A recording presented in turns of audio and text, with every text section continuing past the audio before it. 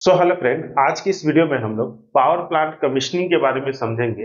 देखेंगे कि जब कभी भी पावर प्लांट का कमीशनिंग किया जाता है तो उस दौरान बॉयलर में और टरबाइन में क्या-क्या एक्टिविटी जो होती है वो इन्वॉल्व होती है। तो वो सारे एक्टिविटी को यहाँ पर हम लोग वन बाय वन करके देखेंगे। ओके, तो चलिए वीडियो करते हैं स्टार्ट।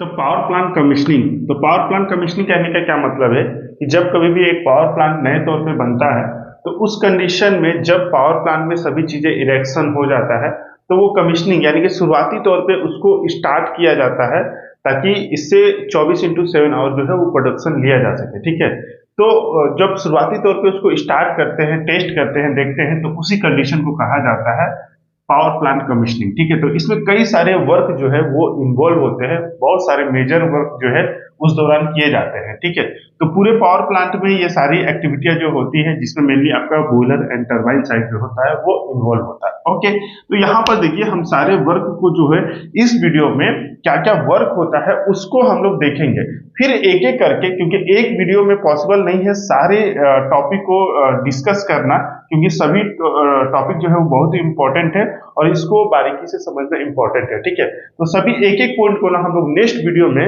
वन बाय वन करके समझेंगे कि लूब ऑयल फ्लशिंग कैसे होता है, स्टीम ब्लोइंग कैसे होता है, रिफ्रैक्टरी ड्राई आउट कैसे होता है।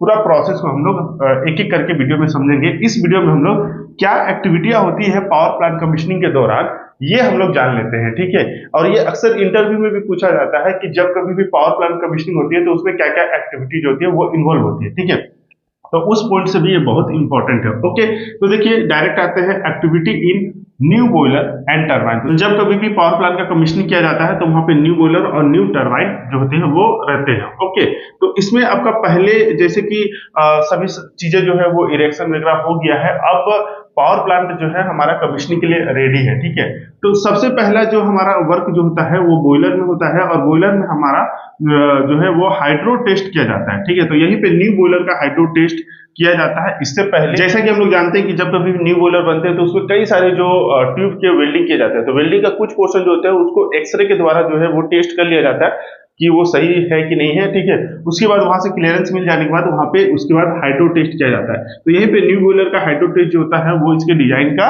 1.5 किया जाता है। जिसमें नेक्स्ट जो है वो है फर्नेस लीकेज टेस्ट। ठीक है, तो ये टेस्ट हो जाने के बाद मान लीजिए ये सक्सेस है। ठीक है, तो उसके बाद अब हमारा नेक्स्ट एक्टिविटी आएगा, तो फर्नेस लीकेज टेस्ट किया जाता है कि फर्नेस में जो भी वेल्डिंग वगैरह किए गए हैं तो उससे जब रनिंग होगा तो कोई फ्लू गैस लीकेज ना हो और बाहर से ना ही एयर जो है वो फर्नेस में इंग्रेस हो, तो इसका भी एक लीकेज टेस्ट किया जाता है। ठीक है, एक्टिविटी आता है फिर उसके बाद रिफैक्ट्री ड्राई आउट। तो फर्नेस में हमारे जानते हैं कि बॉयलर के फर्नेस में रिफैक्ट्री लगा होता है। ओके, तो उसको ड्राई आउट किया जाता है, मतलब उसको प्रॉपर्ली जो है वो सुखाया जाता है। ओके, तो उसमें एक आपका उस प्रोसेस को हम लोग बोलते हैं रिफैक्ट्री ड्राई आउट। ओके, तो जिसको शॉर्ट में आरडीओ कहा जाता है। ओके, तो ये प्रोसेस आता है।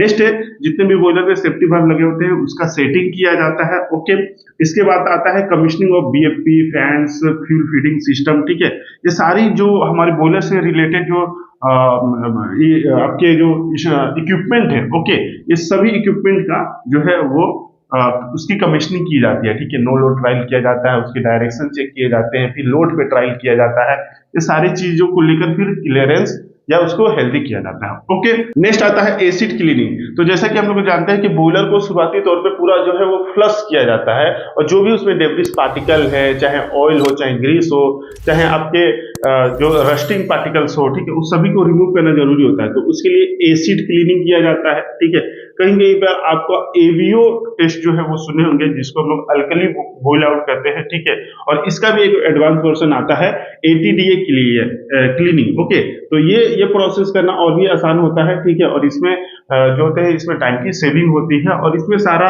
जो प्रोसेस होता है, ठीक है, जैसे आपका क्लीनिंग हो गया, ठीक है, फिर उसके बाद आपका न्यूट्रलाइजेशन होता है, फिर पेशिवेशन होता है, तो इसमें ये सारी चीजें जो होती है वो एक ही बार में हो जाता है। तो ठीक है, तो ये जैसे बड़े बड़े प्लांटों में आपका इसको जो है वो अपनाया जाता है। ओके, तो ये सारे कर लेने के बाद हमारे बॉयलर साइड से ये जो है वो रेडी हो जाता है। ओके, उसके बाद आता है टरबाइन साइड में। ठीक है, तो टरबाइन साइड में आपका सबसे पहले जो एक्टिविटी आती है वो होती है, टरबाइन में सबसे इंपॉर्टेंट जो चीज होता है वो होता है लूब ऑयल सिस्टम। तो लूब ऑयल सिस्टम को फ्लशिंग करना जरूरी होती है। ठीक है, तो देखिए कमीशनिंग में ना फ्लशिंग आपको हर जगह देखने को मिलेगा। ठीक है, फ्लशिंग का कहने का मतलब होता है कि लाइन हो चाहे पार्ट्स हो, उसको अच्छे से क्लीन करना, ठीक है, ताकि उसमें जो भी पार्टिकल्स हो, गंदगी हो, वो सारा रिमूव हो जाए। ओके, तो सबसे पहले ल्यूब ऑयल सिस्टम हमारा बहुत इंपॉर्टेंट है, इसलिए जो भी पाइपलाइन इरेक्टेड हुए हैं उसमें रस्टिंग हो सकते हैं, डेब्रिस पार्टिकल्स हो सकते हैं, तो उसको रिमूव करना जो है वो जरूरी है, ठीक है। तो ल्यूब ऑयल फ्लशिंग की यहाँ पे किया जाता है, ठीक है, ये भी काफी दिन का प्रोसेस होता है, ठीक है। तो ये हो जाने के बाद आपका जो कमीशनिंग ऑफ सिटी फैन, जो कूलिंग टावर है और उसमें जो पंप्स लगे हुए हैं, उन सभी का कमीशनिंग कर लिया जाता है।